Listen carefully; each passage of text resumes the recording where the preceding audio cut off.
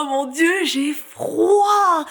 Ouh, j'espère qu'il fait meilleur chez vous que chez moi, parce que là, à Grenoble, ces derniers jours, on est à du -4, etc. Alors, on n'allume pas tout le temps le chauffage à la maison parce que ça coûte une blinde, et puis on pense à la planète, mais du coup, je me pèle le cucu, hein. Mais j'ai sorti mon petit gilet en tartan, du coup, ça relativise. On se retrouve aujourd'hui pour la Box Cube. Oui! J'adore mes unboxings de cubes mensuels, c'est mes petits moments mi-surprise, mi-littéraire, du coup je ne peux qu'apprécier. D'ailleurs mon abonnement à la cube est terminé, puisque c'était un abonnement de 1 an, mais je pense qu'on va renouveler, parce que du coup on est en partenariat, eux et moi, je pense qu'on va renouveler pour une année supplémentaire. Ils m'ont contacté pour en parler, et en gros on se l'est dit, c'est juste que j'ai pas encore le code promo qui me permet de le faire, mais du coup, normalement on repart sur une année de cube supplémentaire. On commence, j'ai hâte de voir comment on va débuter 2023. Voici la cube originale. Oula, ça vadrouille à l'intérieur. Original, ça veut dire que c'est un format poche, et majuscule, ça veut dire que c'est un grand format. Alors, original, voyons. Ah, cool. Alors, je vous garde le suspense pour le choix du livre, parce que là, je l'ai sous les yeux. On va d'abord voir les goodies. Alors, nous avons des bonbons. Bon bec, régale-toi sans prise de bec. Ok. Il y a quand même marqué garantie sans cochonnerie. Les premiers bons becs aux fruits garantis sans cochonnerie. Alors vraiment, je sais que je le dis à chaque fois, mais quand ils mettent de la bouffe, c'est toujours des trucs hyper quali. Donc écoutez, nice. Bon là, j'ai pas du tout envie de bonbons, mais comme d'habitude, hein, je ferai une petite dégustation de mon côté. Artisanal et 100% végétal, source de fibres. Bah nice. Oh, mais non. Oh, un petit carnet de lecture. Alors je me tâtais à en commencer un pour 2023. Bon alors là le problème c'est que j'avoue qu'il est vraiment petit. Mais ça va trop bien avec le début d'année. En fait actuellement, d'ailleurs je viens d'arriver au bout, j'ai un petit carnet de cette taille là où je note toutes les citations que j'aime bien dans les lectures que je fais. Et là, il y a ce système-là. Alors moi, j'avoue que je visais quelque chose dans mon esprit au niveau de mes achats. Je pensais à m'acheter un carnet genre plus grand avec une partie citation, une partie avis sur le livre, tu vois, quelque chose d'un peu plus développé. Mais ça, pour peu que vous ayez pas 50 000 trucs à écrire ou même un petit journal de poche, je trouve ça vraiment pas mal. En plus, vous pouvez très bien faire genre avis de lecture ici et bim, là, les citations. Mais après, c'est pareil, moi je note des fois des paragraphes entiers, donc là, j'ai pas la place, quoi. Mais excellente initiative, je souligne. Franchement, pour janvier, c'est un super moyen de commencer 2023, c'est un petit journal de lecture. Il y a du bon thé bien préparé. Putain, il sent bon. Ah, c'est lui. Infusion bio. Jyoti masala, ok. Et thé vert bio sarrasin vanille. Putain, c'est original comme... Moi, je bois toujours pas de thé, hein, mais les saveurs sont originales. Le petit kit habituel, marque-page et carte postale. Je ne trempe pas ma plume dans un encrier, mais dans la vie. Oh, c'est beau!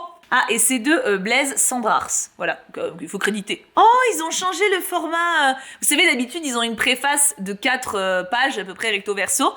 Et là, du coup, ils ont fait un petit format comme ça, pour souhaiter une bonne année. Là, c'est eux, regarde. Oh, c'est trop mignon! Avec leur coup de cœur littéraire récent. Alors, on a des Diables et des Saints de Jean-Baptiste Andrea, Le bruit du dégel de John Burnside et La fille sans peau de Mads Pepper Nordbo. Je ne connais aucun des trois, je me sens inculte. Et là, on a un petit mot trop mignon pour nous remercier, nous souhaiter une bonne année, etc. Je trouve ça trop chou. Et là, on a un poème. Oh! C'est Le bateau ivre, c'est en manuscrit d'Arthur Rimbaud. Regardez, j'adore, je trouve ça hyper inspirant. J'aimerais trop avoir plein de trucs comme ça, genre accrochés dans mes toilettes. Je sais, mes toilettes, moi c'est mon terre-terre, j'adore. J'adore mettre des trucs dans mes toilettes, mais je sais pas, tu sais, avoir des trucs manuscrits comme ça a tellement de charme. Puis je sais pas, quand t'es en train de faire pipi, tu lis Rimbaud, il y a quand même quelque chose, tu vois, t'es bien. Ah, Bon, après Rimbaud, moi je connais pas trop, mais je connais des personnes à qui ça ferait très plaisir. Et du coup, mon petit livre, format poche, mot de mon libraire Cube. Bonjour Marilyn, voici pour vous le premier tome de la saga Red Queen de Victoria Aveyard, j'ai mal prononcé. J'espère que ce roman vous plaira, bonne lecture, Clémence, libraire Cube. Et voici donc Red Queen.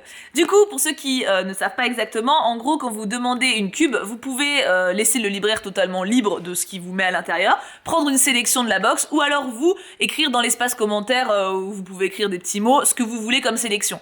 Moi, à chaque fois, je mets 5-6 titres différents et je laisse le libraire choisir son titre favori. Et là, du coup, j'avais mis Red Queen parmi d'autres, et c'est Red Queen qui est sorti. Depuis le temps que je veux le lire, je vous lis le résumé. Les argents n'ont rien à craindre de nous, les rouges. Tout le monde le sait. Nous ne sommes pas leurs égaux, même si rien ne nous différencie en apparence.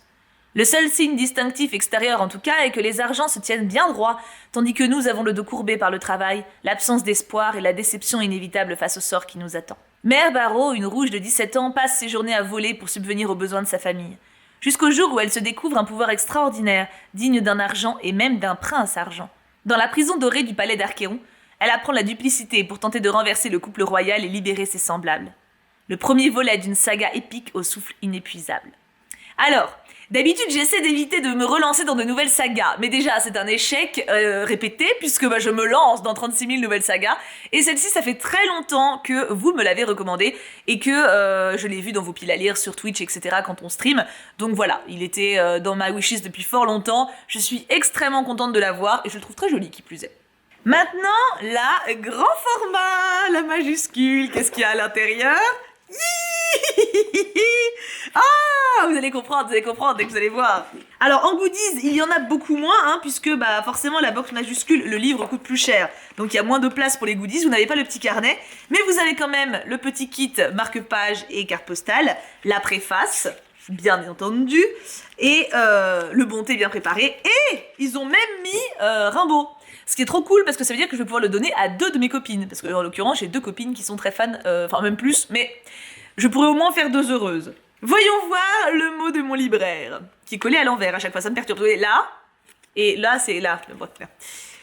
Très chère Marilyn, voilà le dernier livre que nous pouvons vous conseiller dans votre sélection, parce que les autres sont trop chers et ou épuisés et ou trop gros. Ah d'accord. J'espère que vous serez contente de recevoir votre cube. Belle lecture, Claire. Alors peut-être que ça veut dire que Claire du coup n'est pas spécialement fan de l'ouvrage. Peut-être qu'elle a spécifié tout ça parce que elle a un peu choisi en mode j'aurais bien aimé donner un autre, mais du coup il y a que lui qui est possible quoi. Ok, oui, c'est vrai que du coup je mets une sélection de 5-6 titres, mais en fonction, tout n'est pas forcément trouvable, ils ont pas beaucoup de temps non plus pour faire les trucs, etc. Et attention du coup, le livre que j'ai reçu, personnellement je suis très contente. Le prince captif de Pacat. Alors, je suis très contente parce que je viens de terminer Dark Rise, du même auteur, et j'ai adoré ma lecture. Du coup, j'avais très envie de découvrir sa première publication. Enfin, je sais pas si c'est sa première, mais en tout cas, une de ses publications les plus importantes et les plus renommées, Le Prince Captif. J'ai eu beaucoup d'avertissements sur cet ouvrage. Apparemment, il y a du viol, il y a de la maltraitance, il y a de la cruauté. C'est très adulte, c'est pas du young adulte. Là, apparemment, c'est un level au-dessus. Du coup, je ne sais pas trop à quoi m'attendre. Dans Dark Rise, j'ai été conquise par la plume, donc je n'ai pas d'inquiétude par rapport à ça. Là, par contre, il va falloir voir où est-ce qu'on met les pieds, quoi. Je vous lis le résumé. Il devait être roi, il est devenu esclave. Daemon est un héros pour son peuple et le légitime héritier du trône d'Achelos. Mais lorsque son demi-frère s'empare du pouvoir, Daemon est capturé, dépouillé de son identité et offert comme esclave de plaisir au prince d'un royaume ennemi.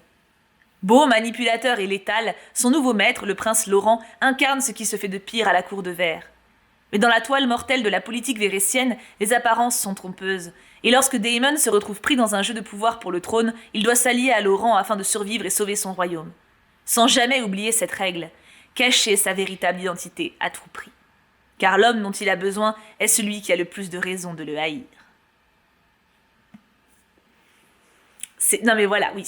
En plus, pour le coup, vraiment, je suis très contente d'avoir vu Dark Rise avant, puisque je sais déjà qu'au niveau de la plume, ça va me plaire. Maintenant, reste à voir ce qui m'attend. Je suis très hypée. L'objet livre en lui-même est superbe, clairement. Et c'est un intégral, tome 1 et 2. Pour le coup, d'habitude, je ne cours pas. Alors, je crois qu'il y a un tome 3 qui est sorti aussi. Mais d'habitude, je cours pas sur les groupements de tomes. Mais là, je me suis dit, je vais pas commencer à avoir 50 bouquins alors qu'il existe celui-ci. Donc, je suis ravie. N'hésitez pas d'ailleurs, si vous avez déjà lu l'un ou les deux, à me dire votre avis. Puisque j'avoue que moi, je vais en zone inconnue de ouf. Et bien entendu, la même question régulière chaque mois. Si vous pouviez m'en piquer un des deux, lequel ce serait et lequel du coup vous hype le plus? Moi honnêtement, je sais pas. Je pense que lui me hype plus parce que je viens de terminer Dark Rise et du coup j'ai très envie de retrouver la plume. Parce que vraiment dans Dark Rise, bon je vais pas partir en update maintenant et à vous faire un retour, mais c'est très profond, très sombre et les persos existent vraiment fort, tu vois ce que je veux dire? Il y a une vraie intensité et du coup je suis très titillée pour relire un petit peu ce style d'univers. Mais Red Quill, le synopsis forcément me tente beaucoup, donc c'est un carton plein, hein, disons ça comme ça. J'ai hâte d'avoir vos retours en tout cas, et j'en profite d'ailleurs pour vous rappeler que j'ai une chaîne dédiée au monde du livre maintenant, donc si jamais vous voulez me voir davantage parler de bouquins, n'hésitez pas à me suivre sur la chaîne Tibookin, il y a 2 vidéos par semaine, pour le moment en tout cas le mercredi et le dimanche, et j'aime bien, beaucoup même, je m'amuse beaucoup comme une petite fifille, et je suis très contente de tout ça. Quand je dis tout ça, c'est aussi bien ma réception d'aujourd'hui que ma chaîne, c'est la globalité en fait. Je vous laisse donc là, je vous fais 1000 bisous et il va falloir que je résiste maintenant pour pas les lire tout de suite parce qu'il faut d'abord que ça passe en book haul et après en pile à lire. Eh, dure vie que la mienne. Je vous fais 1000 bisous, prenez bien soin de vous et à très vite. Mouah.